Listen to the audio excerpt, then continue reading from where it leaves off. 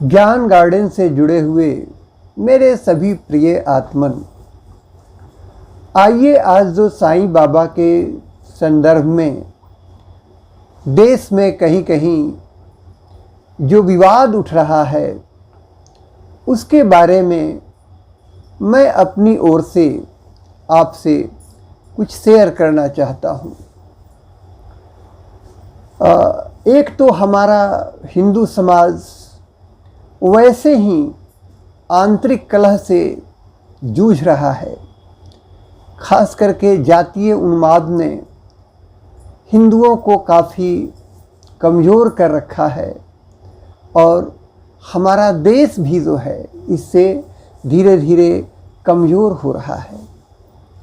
कहना यह चाहता हूँ कि साईं बाबा के मंदिरों में, चाहे वह शिरडी में हो या अन्यत्र, जाने वाले कौन हैं? वैसे तो सभी धर्मों के लोग उनको मानते हैं, लेकिन जाने वालों में, उनमें आस्था रखने वालों में ज़्यादा से ज़्यादा हिंदू हैं और शायद 50% या उससे भी ज़्यादा हिंदू साईं बाबा को मानते हैं, हृदय से मानते हैं। ऐसी परिस्थिति में जो आप मुहिम अज्ञानतावश साईं बाबा के खिलाफ चला रहे हैं, क्या इससे आपका हिंदू समाज कमज़ोर नहीं होगा? क्या इससे आपका देश कमज़ोर नहीं होगा? देखिए, the more you learn the less you quarrel. जितना ज़्यादा आप जानेंगे उतना ही कम झगड़ा करेंगे। And the higher you rise the better becomes your perspective. बाबा ने कभी नहीं कहा अनल हक, मैं ही गॉड हूँ। वह तो कहते थे यादे हक, यानी मैं तो ईश्वर का एक बंदा हूँ, और हमेशा कहते थे सबका मालिक एक। आप अपनी श्रद्धावश उनको जो है ईश्वर के रूप में प्रतिरूपित करते हैं, आस्था रखते हैं, उनकी पूजा भी करते हैं, ठीक है। तो इसमें इतना उन्माद फैलाने की क्या ज़रूरत है? इसमें इतना दुष्प्रचार करने की क्या ज़रूरत है कि वे चांद मियाँ थे? देखिए, बाबा ने किसी को अपना चेला नहीं बनाया, मगर उनके जीवन काल में ही उनसे प्रभावित होने वाले और उनके सानिध्य में आने वाले अधिकांश कौन थे? हिंदू थे, और वे विद्वान थे। उस समय के हिसाब से वे हमसे, आपसे ज़्यादा पढ़े लिखे विद्वान थे। जैसे काका साहेब दीक्षित, सॉलिसिटर जनरल, और वे जो है एक तरह से कहा जाए तो गणमान्य नेता भी थे। इसी तरह से नाना साहेब चांदोरकर, दादा खापर्डे जो अमरावती के एक सुप्रसिद्ध वकील थे, डॉक्टर रमाराव कोठारे, उपासनी महाराज, गोपाल राव गुंड एंड कृष्णराव जोगेश्वर भीष्म, बाबा साहेब तरखर।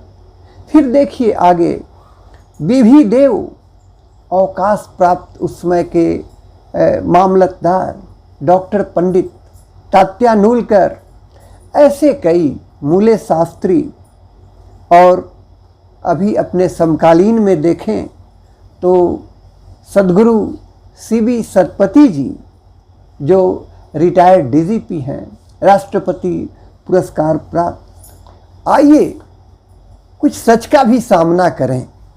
सच तो यह है कि बाबा चांद मियाँ नहीं थे। बाबा सदा धुनी प्रज्वलित रखते थे, मात्र इसलिए कि वे मस्जिद में रुके थे या वे कफनी पहनते थे।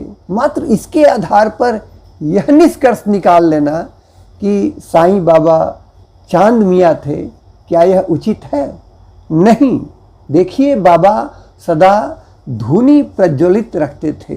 वे शंख के प्रति, घंटा के प्रति, होम करने के प्रति काफ़ी श्रद्धा रखते थे, और इन चीज़ों का पूजा में उस समय उनके सामने प्रयोग भी होता था। उनका सरकमसिशन, जिसको आप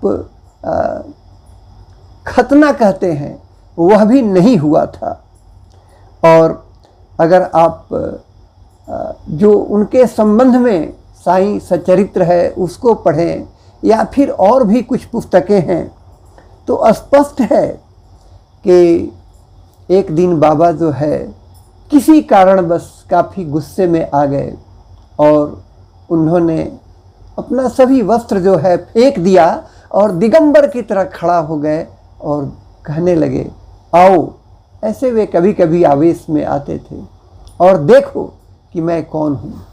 और करीब से देखने वालों ने बताया कि नहीं, बाबा का वह सर्कमसिशन नहीं हुआ था। बाबा का जन्म दरअसल ब्राह्मण पेरेंट्स के यहाँ हुआ था और बचपन में ही परिस्थितिवश बच्चे बाबा को कहा जाए तो उनके माता पिता ने एक फकीर को दे दिया था। अब दूसरा सच देखें जो प्रायः लोग छिपा रहे हैं। बाबा दरअसल जो सनातन से जुड़े हुए धर्मशास्त्र हैं, ठीक है, उन सबों में असीम श्रद्धा रखते थे। दूसरे धर्मों के पुस्तकों में भी, ग्रंथों में भी उनकी श्रद्धा थी, रही होगी, लेकिन बाबा खास करके एकनाथी भागवत पढ़ने के लिए लोगों को प्रेरित करते थे। राम रक्षा अष्टोत्तरम पढ़ने के लिए प्रेरित करते थे। ज्ञानेश्वरी में उनकी असीम श्रद्धा थी, वह भी कहते थे पढ़ने के लिए। विष्णु सहस्त्रनाम के बारे में तो एक बार उन्होंने यह भी कहा कि एक बार मैं बीमार पड़ा और लगा कि मेरे प्राण पखेरु उड़ जाएंगे, तो मैंने विष्णु सहस्त्रनाम यानी इस पुस्तक को अपने सीने पे रख लिया और इस पुस्तक ने मेरी प्राण रक्षा की। अब आप अंदाज़ा लगा सकते हैं, क्या कोई चांदमिया इस तरह का कहता है, कहेगा? बाबा गीता भी पढ़ने के लिए प्रोत्साहित करते थे। और एक बार का प्रकरण सुनिए कि लोकमान्य तिलक द्वारा गीता भाष्य जो रचित किया गया था उसकी प्रति वहाँ पर बापू साहब जोग के पास शिरडी में भेजी गई और उस पार्सल को लेकर के उस कुछ प्रतियों को जब वो आए तो पैकेट जो है बाबा के पास गिर पड़ा और बाबा ने बड़ी श्रद्धा से उठा करके कहा कि बहुत कल्याण होगा, इसको पढ़ो। और बाबा प्रायः जिन ग्रंथों को पढ़ने के लिए प्रेरित करना होता था उस पे अपना हाथ रखकर लोगों को कहते थे कि इसको पढ़ो और देते थे। स्वयं अपने देहावसान के समय जब बाबा निर्वाण को प्राप्त होने वाले थे, उन्होंने कहा कि राम विजय पढ़कर सुनाओ, और राम विजय प्रकरण जो है सुनते सुनते और बाद में स्थिर होकर देहावसान हुआ। और आप 162 पृष्ठ पर जब आप देखेंगे इसी पुस्तक के साईं सच्चरित्र के, आप लोग तो प्रायः इसी को कोट करते हैं, तो इसमें भी राजा राम का जप करने के लिए वो कह रहे हैं श्रीमती खापर्डे को। अपने ज्ञानी भाई बहनों को ये बताना चाहता हूँ कि बाबा का पालन पोषण कई वर्षों तक एक मुसलमान फ़कीर ने किया था, इसीलिए बाबा सूफी विचारों से प्रभावित थे और संस्कारित भी थे। इसका मतलब यह नहीं कि बाबा चांद मियाँ थे। अगर इतना संकुचित विचार हमारे ज्ञानी रखेंगे तो फिर सनातन के आदर्शों को कैसे समझ पाएंगे। आपका एतराज़ हो सकता है बाबा भगवान नहीं थे, कोई बात नहीं। संत कबीर की तरह हम उनको माने, संत रैदास की तरह माने, क्या उनकी पूजा हम नहीं करते? रामकृष्ण परमहंस वो भी एक बहुत बड़े महात्मा के रूप में थे। हमारी असीम श्रद्धा है रामकृष्ण परमहंस में बचपन से ही। और अंत में कहा जाता है कि विवेकानंद जी ने पूछा, अब तो बताओ, तो रामकृष्ण ने कहा था कि जो राम थे और जो कृष्ण थे वही मैं हूँ। तो जितना पढ़ेंगे उतना जो है आपका दृष्टिकोण व्यापक होगा। आप अगर संकालु भाव से भी, श्रद्धा भाव को छोड़िए, यह पुस्तक श्रद्धा भाव से लिखी गई है, हम एक ऐसे पुस्तक को उठाते हैं जिसको संकालु भाव से आप पढ़ें। के रचयिता हैं एम.बी. कामत और भी.बी. खेर। और एम.बी. कामत और भी.बी. खेर के बारे में कहना ही क्या। एम.बी. कामत इलस्ट्रेटेड वीकली के एडिटर थे 1981 में, और एम.बी. कामत वो प्रेसिडेंट भी थे बॉम्बे यूनियन ऑफ जर्नलिस्ट के, और वो प्रेस ट्रस्ट ऑफ इंडिया के, टाइम्स ऑफ इंडिया के लिए भी वो बोन में, पेरिस में और वाशिंगटन डीसी में वो कोरेस्पोंडेंट थे। तो इस स्टेचर के लोग भी.बी. खेर, जिन्होंने बापू पर बहुत अधिक रिसर्च किया है, वे भी इसके ज्वाइंट लेखक हैं। उन्होंने नवजीवन ट्रस्ट जो मैगज़ीन था उनका बापू का, उसका भी वो एडिटिंग करते थे। तो ऐसे लोगों द्वारा लिखी हुई ये किताब है, इसको 4-5 बार पढ़ गया हूँ। मैं आपसे यही शेयर करना चाहता हूँ कि दिनकर राव चौधरी के यहाँ इस पुस्तक के रचयिता भी.बी. खेर स्वयं गए पाथरी में, और वहाँ कुछ दिनों तक वो रुके।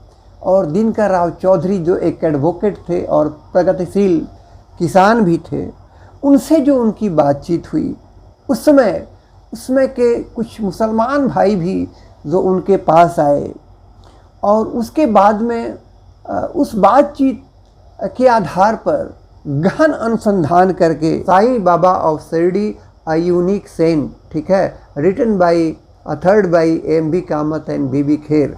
और सबसे बड़ी खासियत है कि इसके लिए फॉरवर्ड किसने लिखा है जानते हैं?